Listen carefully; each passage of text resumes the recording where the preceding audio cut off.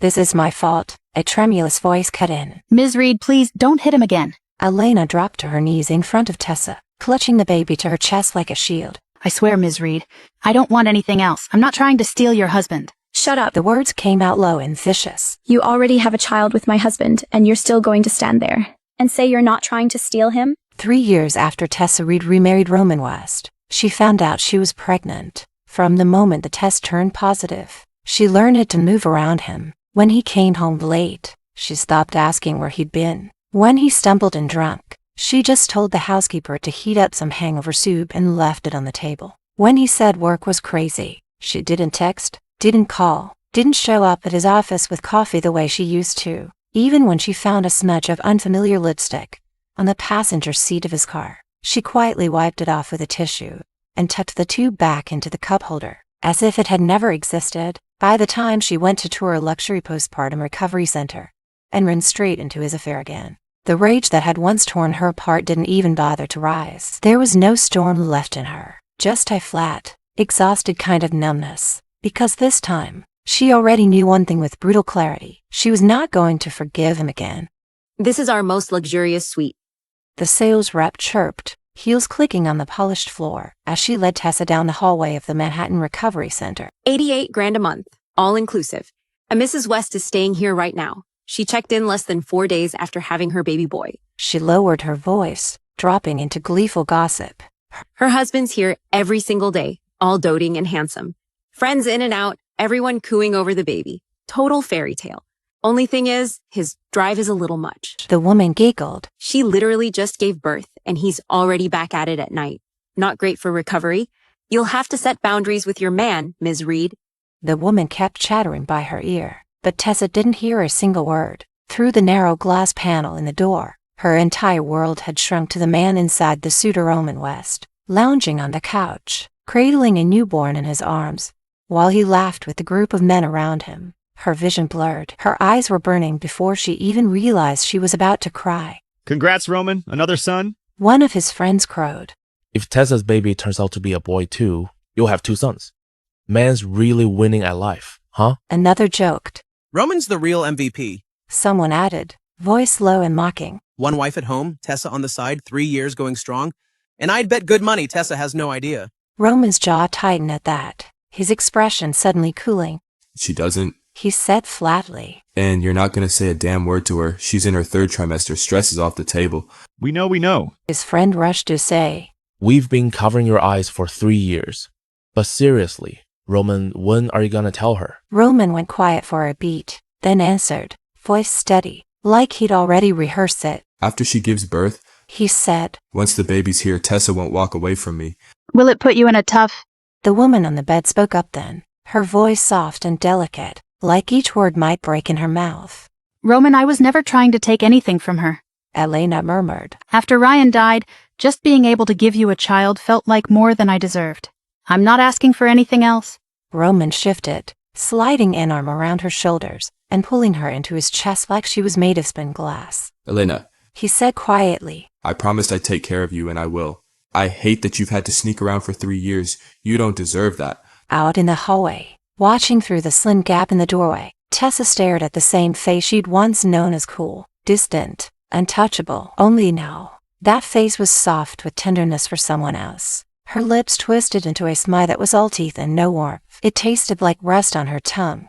3 years ago, she had walked in on Roman and his dead best friend's widow in each other's arms. She demanded a divorce. Elena had threatened to kill herself. Caught between them, Roman chose Elena. The ink on the divorce papers had barely dried before he regretted it at least. That was the story he sold her later. He'd scoured every corner of the city and beyond for Tessa. When he finally found her, he dropped to his knees right in front of her, tailored suit and all, and told her the only woman he'd ever loved was her. The divorce, he said, had been forced on him. He was terrified Elena really would throw herself off a roof. Terrified he'd fail his dead friend one last time. To ease her mind, he'd sent Elena away, put her on a plane, arranged a life for her abroad, out of sight, out of their marriage. He'd held a press conference, looked straight into the cameras, into the eyes of the world, and promised he would never betray Tessa again. 10 years of knowing each other, 5 years in love. Tessa hadn't been able to amputate that history from her heart, so she believed him. She'd agreed to marry him again.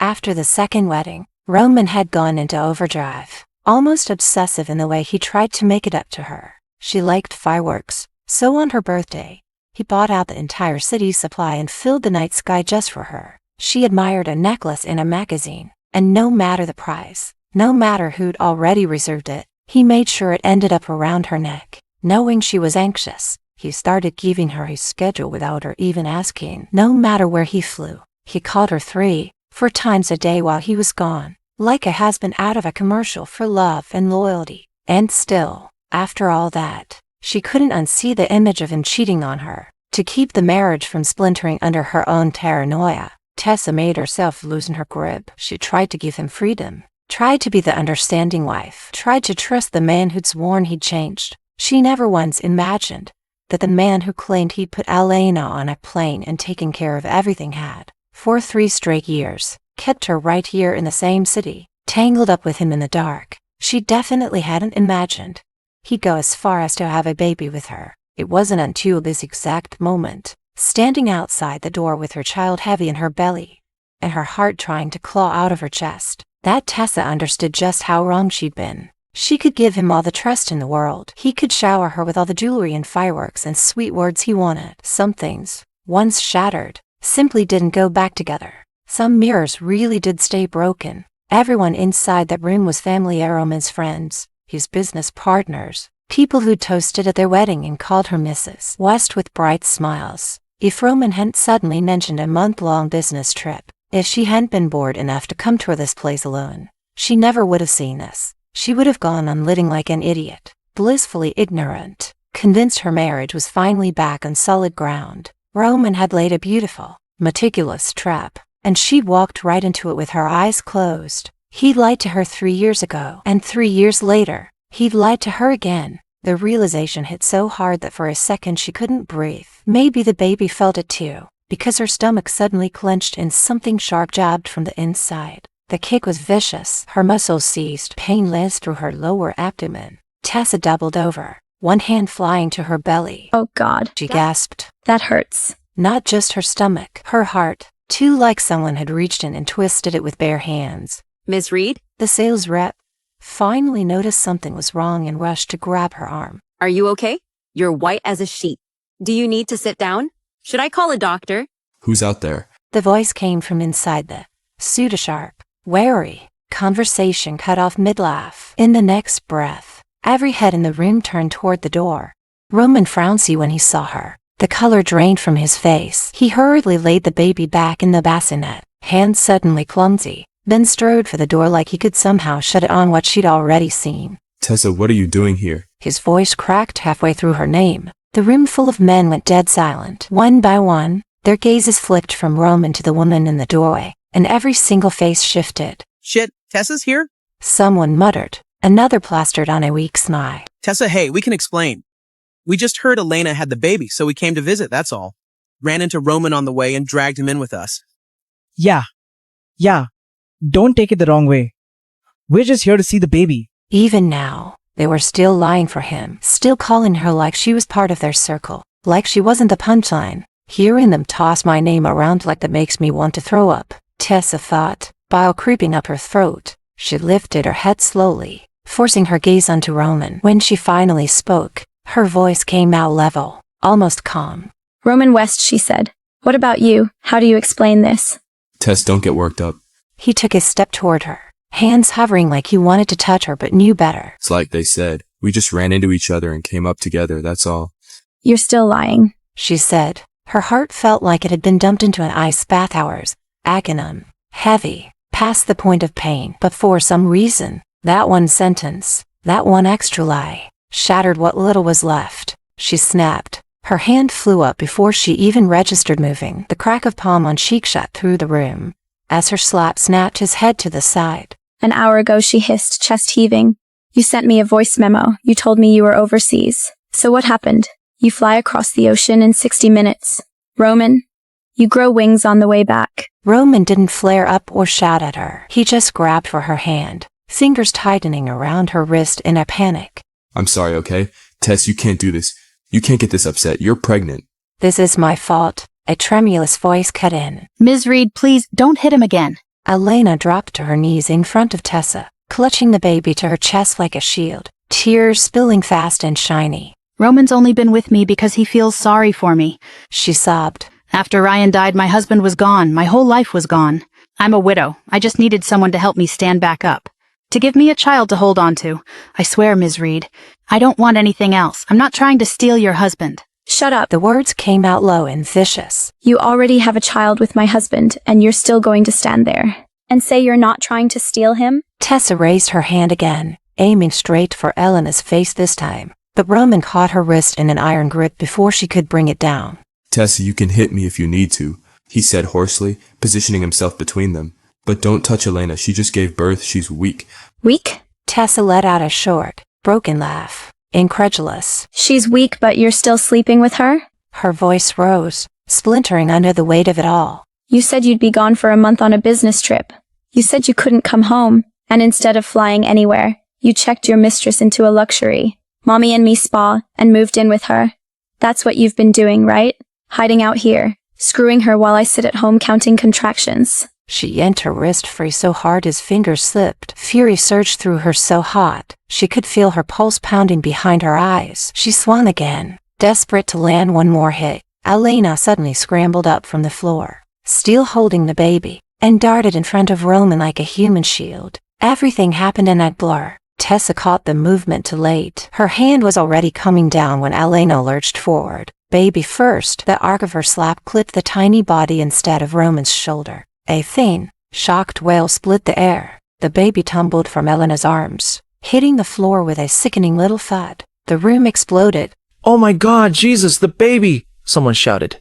Get the baby! My baby! Elena screamed, stumbling forward and scooping the child up, sobbing so hard she almost dropped him a second time. Ms. Reed, why? Why would you do that? He's only 4 days old. You're a mother too. How can you be this cruel? Roman's friends rushed in, pulling Tessa's arm away, crowding around Elena in a tight, protective circle. Tessa, what the hell? He's just a newborn. No matter how mad you are, you don't take it out on the baby. God knows what kind of damage that fall just did. Roman, you need to get him to a hospital, now. Roman's temper finally snapped. He turned on Tessa, eyes blazing, veins standing out in his neck. Tessa, he ground out, I know today is on me. I know I'm the one who's wrong, but that is my son, my biological son. Is he?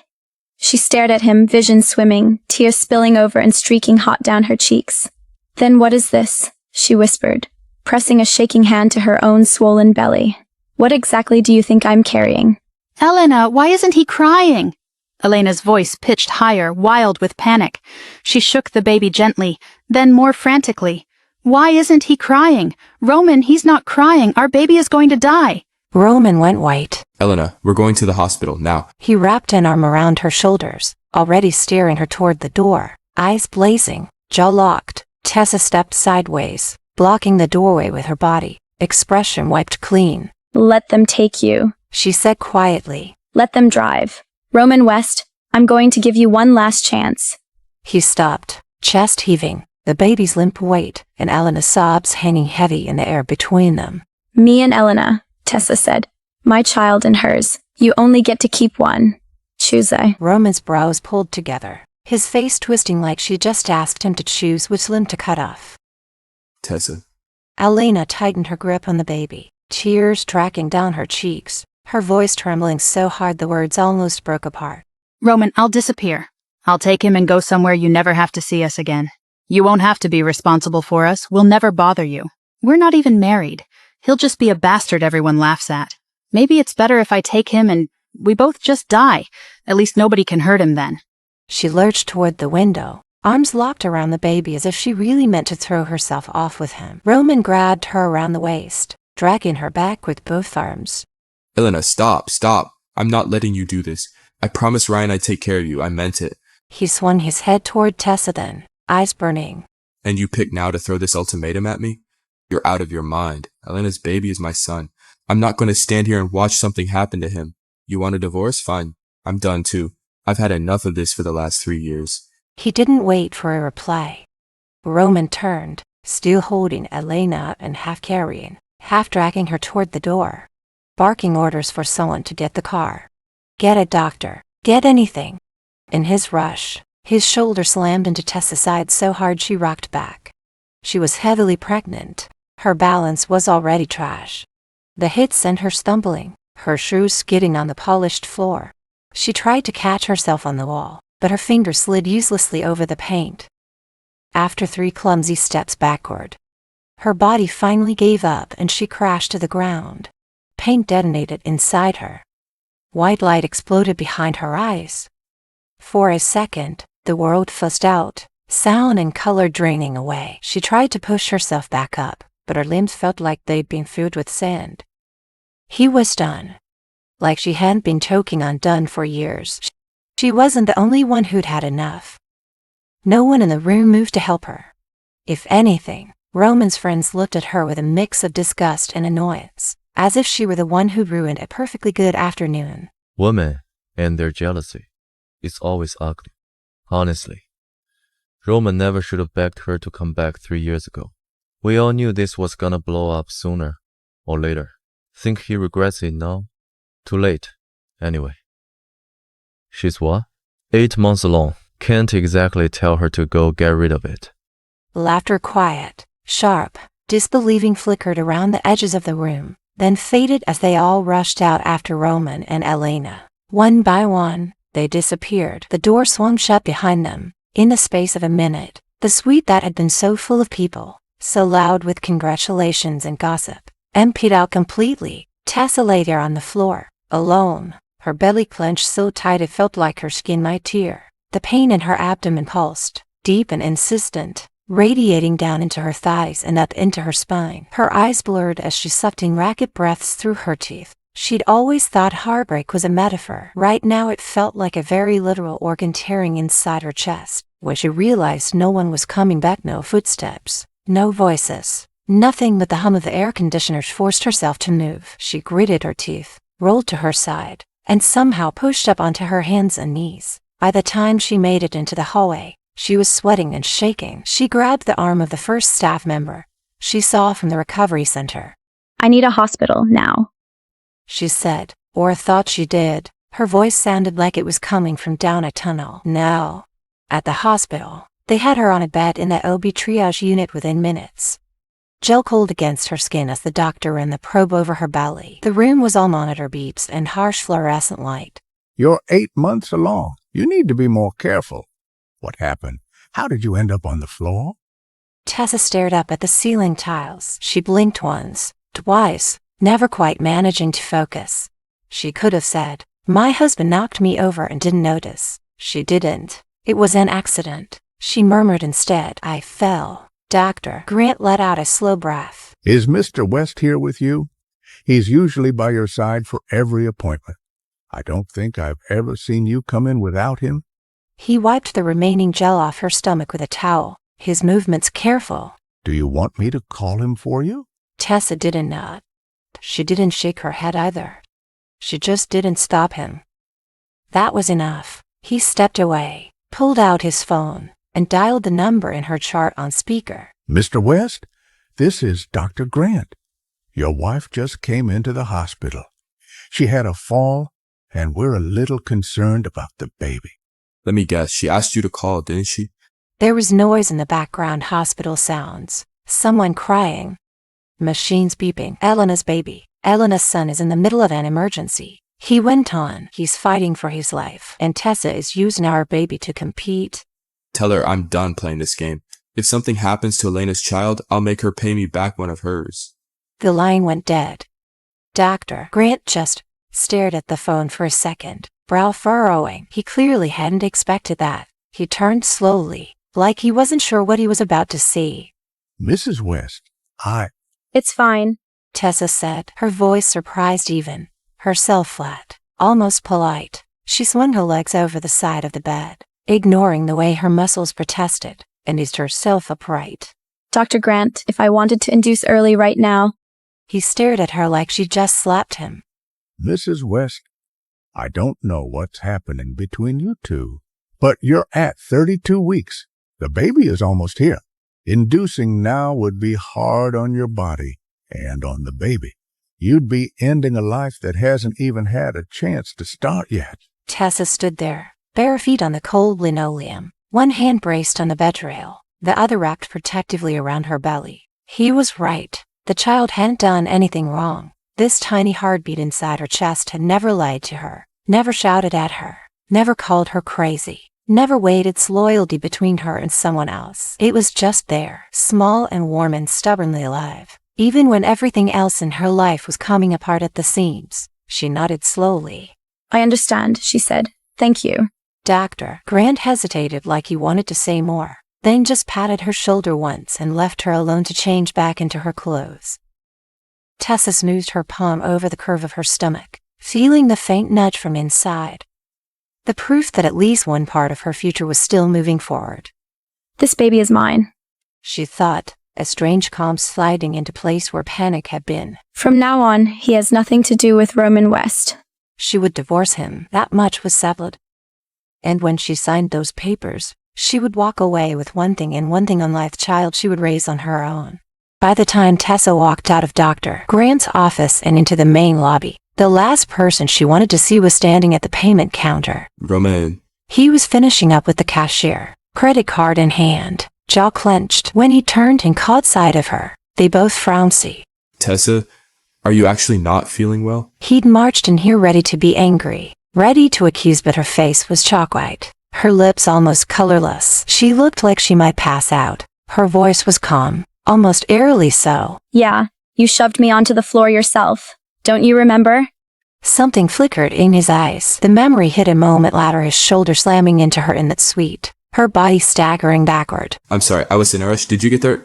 How's Elena's baby? Lucky he's fine, otherwise that would have been a life gone. You can't list it like that again, okay? He's just a baby. How could you even bring yourself to raise it, and with him in your line of fire? Tessa lifted her eyes to his face and, for a moment, she felt like she was staring at a stranger, who happened to be wearing her husband's skin. In your head, is that really him? She held his gaze, refusing to look away. How if I told you Elena deliberately held him out in front of her when she ran at you, so I did him instead of you, would you believe me? Tessa, ton enough. Stop dragging her name through the mud. It's been 3 years. Why are you still like this? Exactly as expected. He didn't believe a word. She'd lost count of how many times she'd watched this exact scene play out. The first time she met Elena, the woman had offered to pour her tea and accidentally dumped the scalding liquid all over herself, then apologized to Tessa for being so clumsy, making it look like Tessa had made her nervous. The second time, Elena had invited her out shopping, then pretended to fall down the stairs, sobbing that Tessa had pushed her. The third had been the worst, an argument that ended with Elena grabbing a knife and driving it into her own chest, shrieking that Tessa was trying to kill her. And now, this. Add today to the list, and Tessa honestly wasn't sure she had the energy to keep counting. She was too all the way down to the bone. Roman West, earlier you said you'd agree to a divorce. Does that still stand? The word divorce made him stiff, and he immediately shifted into coaxing mode, voice warm, hands half reaching for her. Tess, come on. You're 8 months pregnant. Why are you even talking about divorce right now? I was angry. I didn't mean it. Don't take that seriously. I'm not divorcing you. You're not worried your son will be called a love child?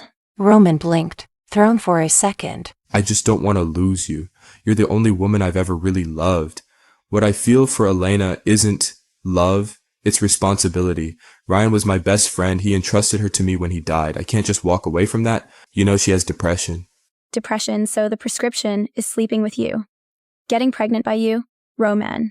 Is there any line you're not willing to erase for her? Of course she knew Elena was depressed. 3 years ago, that had been the fuse that blew up their first marriage. After Ryan died, Roman had brought Elena into their house for a while. During that while, Elena had quietly taken over everything. No hand-holding, no hugging, no kissing, certainly no sex. Any hint of intimacy between husband and wife sent Elena spiraling. If Roman didn't pick up when she called, if he spent too long in the same room as Tessa, Elena would spiral into threats, self-harm, jumping off ledges, doing whatever it took to drag his focus back to her. Step by step, Roman had moved closer and closer into Elena's orbit, spending nights in her room to keep her stable. Tessa had gotten jealous, had fought with him, had begged him to draw a line. All she'd gotten in return was a tired, reproachful sigh and, Ryan was my best friend. She was everything to him. I owe it to him to be there for her. Can't you understand that?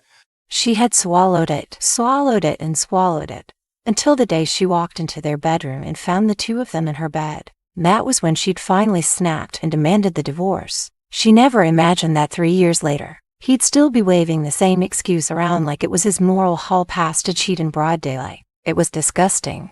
The baby share now once share covers. I won't touch her again. If it really bothers you, we can have the child raised somewhere else. He didn't get to finish. From down the hallway, a thin voice broke, carrying just enough to reach them. You mean that, Roman? You really going to send me and your son away? They both turned. Elena stood not far off, in a long white dress that made her look even paler, one hand resting dramatically on the doorframe like she needed it to stay upright. She looked fragile, tragic, like a stiff breeze could knock her down. You get it, you understand, DL Takehi men disappear. We'll never show up in front of you again.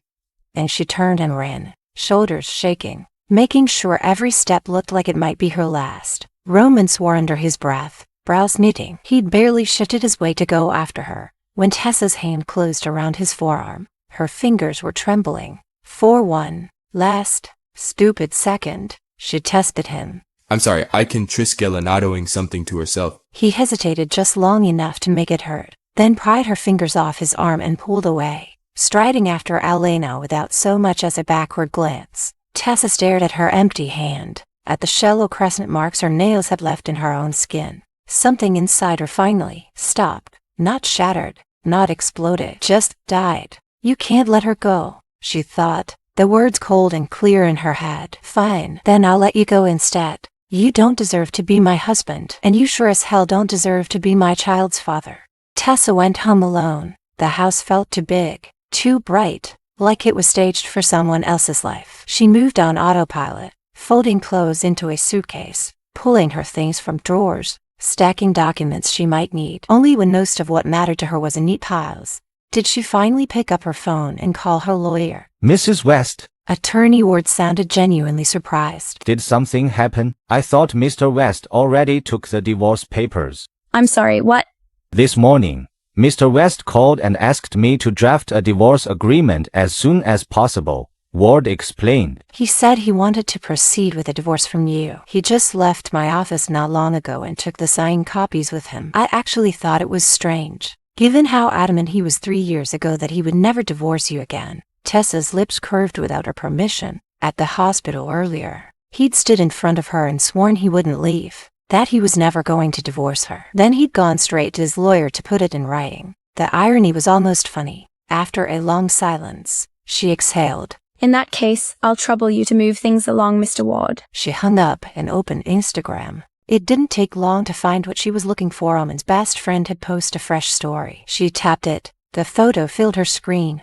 Roman, half kneeling on the floor, sleeves rolled up, head bent as he gently washed Elena's feet in a basin of water like some worshipful saint, while she sat on the edge of the bed holding the baby. The caption read, "You gotta love a woman this much if you wanna put a baby in her." Underneath, the comments were already rolling in. Bro, did you block Tessa from seeing this? She's gonna lose it if she does. Nah, I posted so she'd see. Roman's cool with it. What's she gonna do to me? Tessa stared at the screen. 6 years of marriage. If you added both times together, in all that time, Roman had never once washed her feet. She joked about it once, teased him half asleep after a long day that her feet hurt and he should pamper her a little. He'd wrinkled his nose and brushed her off with, "You know I'm a germaphobe. Don't start." Apparently his OCD had a very specific filter. Only now did she fully understand how far he was willing to go for Elena. He'd surged up her chest, fury slamming against her ribs. Tessa lifted her gaze, eyes landing on the framed wedding photo sitting on the nightstand. Roman smiled, picture confident, gentle, the perfect groom stabbed straight through her like glass. She grabbed a pair of scissors. The first cut sliced right through his face. It felt good. She kept going, hacking and snipping until their bright, glossy forever was nothing but jagged strips of paper. When she was done, she ripped the remaining pieces apart with her hands and hurled the shredded photo toward the bedroom door. The frame went spinning through the air. At that exact moment, the door swung open. The frame smacked into Roman's chest with a dull thud and clattered to the floor. The ruined wedding photo fanned out on the hardwood like confetti from a funeral. Roman looked down at it, jaw tightening. He crouched, silently gathering the torn pieces with careful fingers, as if he could put them back together if he just tried hard enough. Tessa, He said quietly. He stepped into the room, and only then did she see the woman standing behind him. Just like 3 years ago, Roman had brought Elena Cole into their home. She held the baby tight against her chest, doe eyes wide, voice soft and trembling. Roman, talk to Ms. Reed calmly, okay?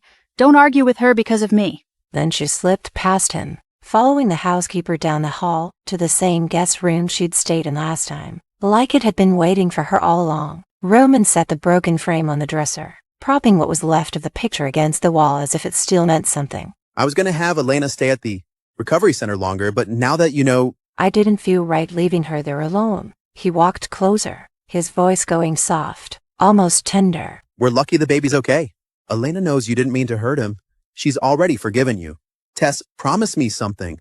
Don't ever do anything that might hurt a child again, please. Tessa looked at him and said nothing. The silence stretched between them. After a long moment, he reached into his jacket and pulled out a thick stack of papers.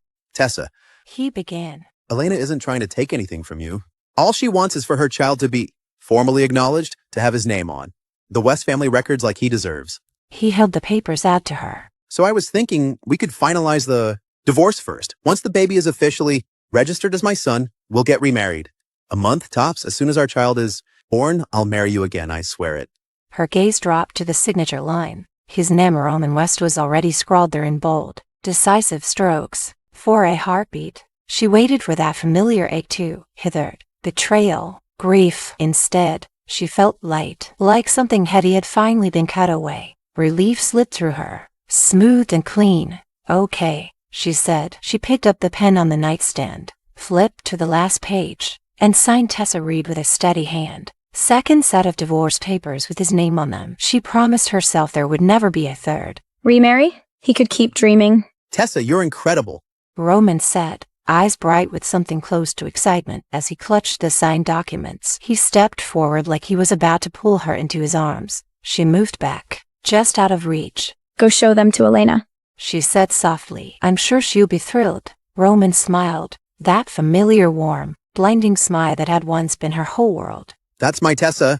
He said, always so generous, so kind. I'll go tell her right now. He turned and left at almost a jog, the papers clutched to his chest like a prize. Tessa watched his back disappear down the hall, the echo of his footsteps fading. Her lips curled into a small, bitter smile. Roman West, she thought, has it really never occurred to you that when a woman stops caring what you do, it's because she doesn't love you anymore?